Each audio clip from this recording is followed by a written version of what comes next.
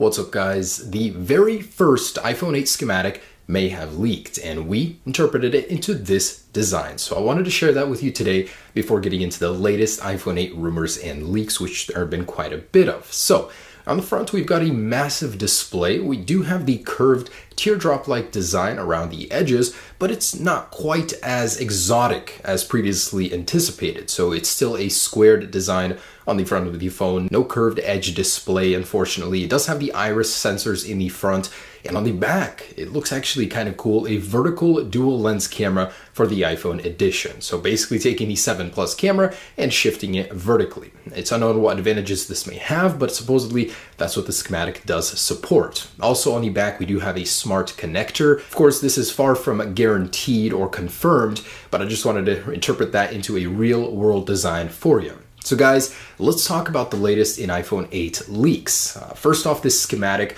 it was reported that a Foxconn employee with his dying breath found in a pool of blood drew this schematic out with his very own blood. Not really, guys, but take a look at this. I mean, would you trust this? I don't know. It just seems a little sketchy, but supposedly a Foxconn employee did have a hands-on look at the prototype of the iPhone 8. I mean, which one? They're testing so many, we know that. But supposedly he did give us this schematic from it, and then this one was born. So this one, it's stamped right in the middle of it that this is purely fictional. It's just based off of this guy's schematic that he scribbled, just a little bit more professional version of it.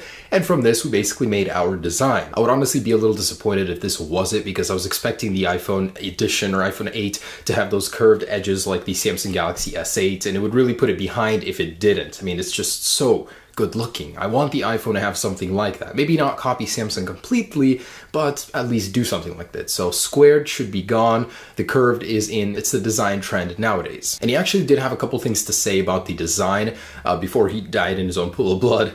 But he said that the antenna bands would be on the corners of the phone, much like the iPhone 4 and 4S series. I'm not sure why I'm holding a Galaxy showing you guys. He said it would have a curve on the side, very similar to the Apple Watch. So again, confirming that teardrop-like design. He did say it would have vertical cameras on the rear, which I think looks interesting. I'm not sure if I like it, but it doesn't look bad, I'd say. Also that it would have 3D sensing cameras in the front and back of the phone and would be heavily focused on virtual reality. And related to these leaked schematics, this is from iDrop News and Vanya Geskin. So these guys basically took their own interpretations of this schematic and turned it into these designs. Gotta say, they do look good. It's very interesting if Apple went into this design language with the vertical cameras, that's for sure. Anyways, we have learned some features and specs coming from a Cohen and Company analyst who's reporting. He's saying that the 7S and 7S Plus will still be releasing alongside the iPhone edition. And yes, we did talk about that in the last video. They might be called the iPhone, just like the budget end of the lineup, but the iPhone edition will still be launching alongside them. Now, what he's saying is that the iPhone edition is going to start at 64 gigabytes and jump straight to 256. There will be no middle ground there at 128, as Apple wants to force people to jump to 256 right away. They make way more money with that $100 something price difference. But anyways, he's also saying that it will have extended battery life with a 2-pack battery. He didn't elaborate on that, but what it's probably meaning is that the L-shaped battery I reported on a long time ago is going to be happening. And that one is supposedly going to have 2 cells. So it'll be 2 cells that are going to be stacked somewhat in an L-shaped, and essentially you're going to get more battery life out of a smaller shaped phone, which is awesome. So he is basically confirming them. The iPhone 7S and 7S Plus, he's saying, will still come in the 32, 128, and 256 gigabyte configurations. He did also confirm that all 3 models releasing later this year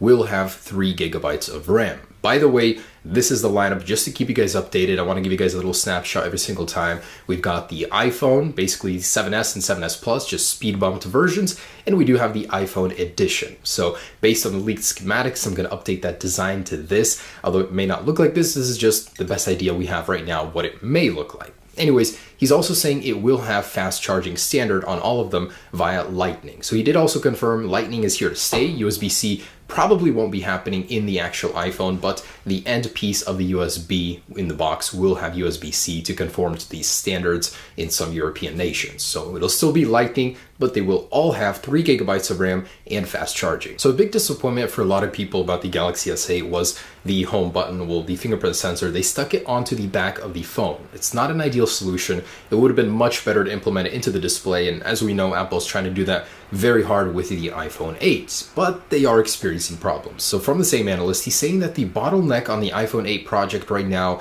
is this Touch ID solution. So they're having an issue with the Touch ID, not implementing it, not doing it, not making it happen, but the actual yield rate. So they're not able to produce enough in a timely manner for release, so they're faced with 3 solutions. 1, they can get rid of it completely, just have no fingerprint sensor on the phone and rely on iris or facial recognition with the new 3D sensing technology that we're talking about, but that's a far from ideal solution. I mean, I would rather have a Touch ID fingerprint sensor, because what if you're in the dark and you can't use that technology? It's not safe. Apple Pay would require a Touch ID itself, so that's probably not going to happen. They have another solution where they could put it on the back like the Galaxy S8, and this is also far from ideal. But the analyst claims Apple would do a much better job and place it somewhere more comfortable, maybe on the side, maybe on the back. He didn't really clarify, but something different than the S8, because this one is far from ideal. You really got to stretch to make it happen, and I don't know. I just don't think Apple would end up doing that. He said the third option is that they would delay the launch of the iPhone edition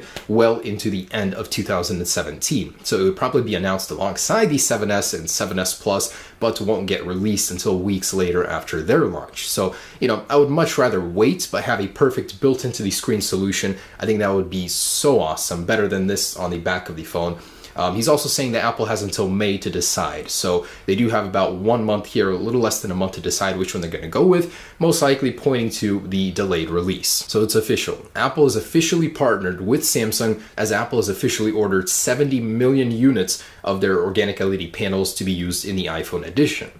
I would much rather have it be Samsung. This is amazing. They have spent almost a decade on their smartphones perfecting this organic LED technology, and it's just the latest gen technology. Their brightness is amazing. The viewing angles are amazing. The efficiency, the color reproduction, this is the best company for Apple to go to for these, except for LG. So that's officially happening, and we're going to be seeing Samsung in our iPhone edition later this year. Not that that's a new thing. Samsung and Apple have had partnerships for parts in the iPhone for as long as I can remember, since the very beginning even, so it's not a bad thing. And some good news for anyone considering buying the iPhone edition later this year. So we talked extensively in the past about how it's going to cost over $1,000, all these crazy technologies that Apple's going to be putting into this that seem to make it so expensive, but when you really think about it, Samsung here can do all of that for $800 starting price, $750 depending on where you get it from, and no problems there. And they're actually not even using their own in-house processor. They're licensing it from Snapdragon. So you would think that Apple could do the same. But now the latest news is saying that the iPhone edition may cost under